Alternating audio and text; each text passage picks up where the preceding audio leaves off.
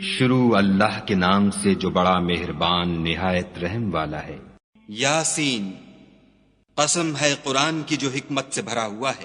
اے محمد صلی اللہ علیہ وآلہ وسلم، بے شک تم پیغمبروں میں سے ہو سیدھے رستے پر۔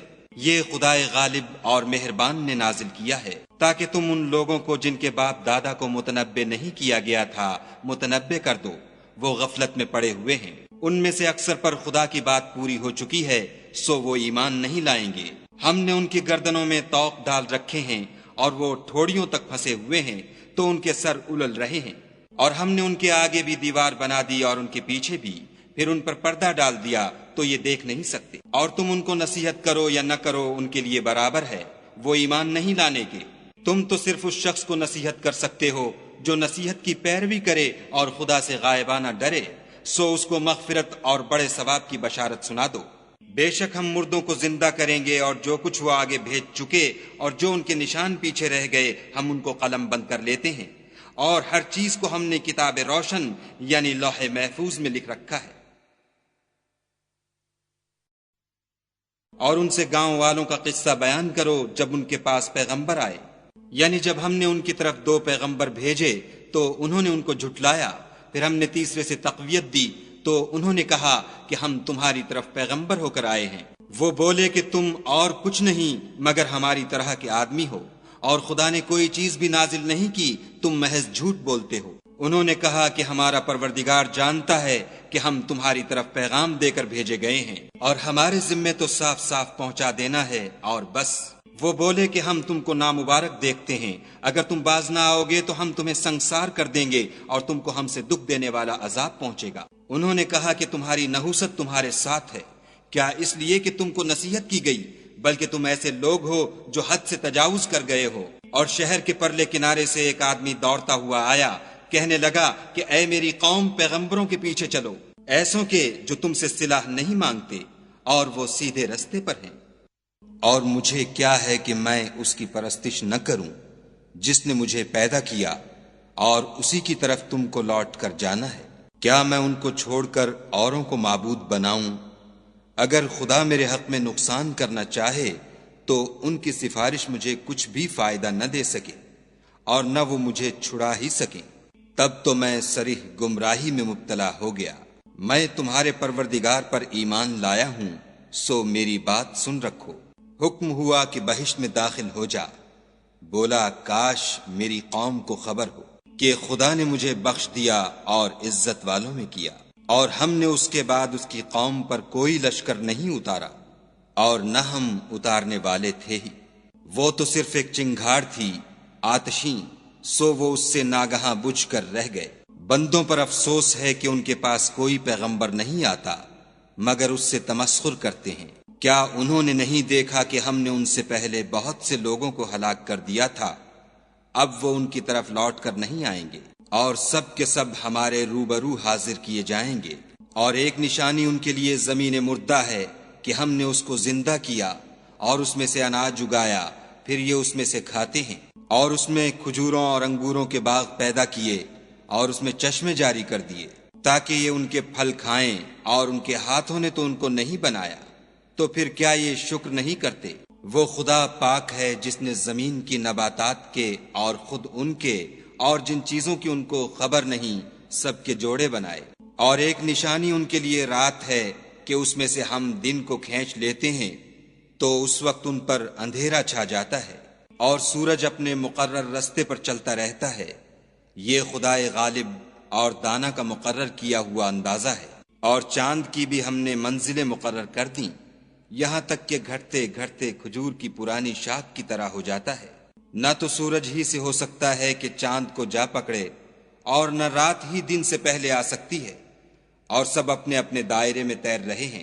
اور ایک نشانی ان کے لیے یہ ہے کہ ہم نے ان کی اولاد کو بھری ہوئی کشتی میں سوار کیا، اور ان کے لیے ویسی ہی اور چیزیں پیدا کیں جن پر وہ سوار ہوتے ہیں، اور اگر ہم چاہیں تو ان کو غرق کر دیں، پھر نہ تو ان کا کوئی فریاد رس ہو اور نہ ان کو رہائی ملے، مگر یہ ہماری رحمت اور ایک مدت تک کے فائدے ہیں۔ اور جب ان سے کہا جاتا ہے کہ جو تمہارے آگے اور جو تمہارے پیچھے ہے اس سے ڈرو تاکہ تم پر رحم کیا جائے، اور ان کے پاس ان کے پروردگار کی طرف سے کوئی نشانی نہیں آئی مگر اس سے منہ پھیر لیتے ہیں۔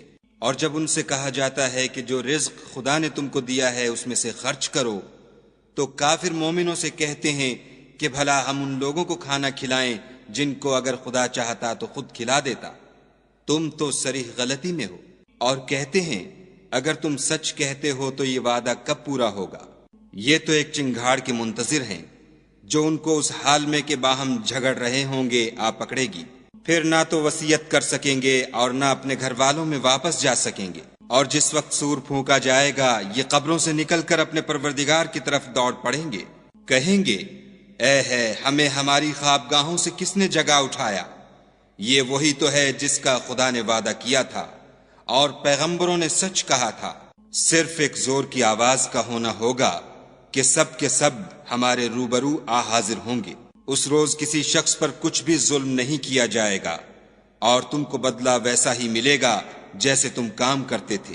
اہل جنت اس روز عیش و نشاط کے مشغلے میں ہوں گے، وہ بھی اور ان کی بیویاں بھی سایوں میں تختوں پر تکیے لگائے بیٹھے ہوں گے، وہاں ان کے لیے بیوے اور جو چاہیں گے موجود ہوگا۔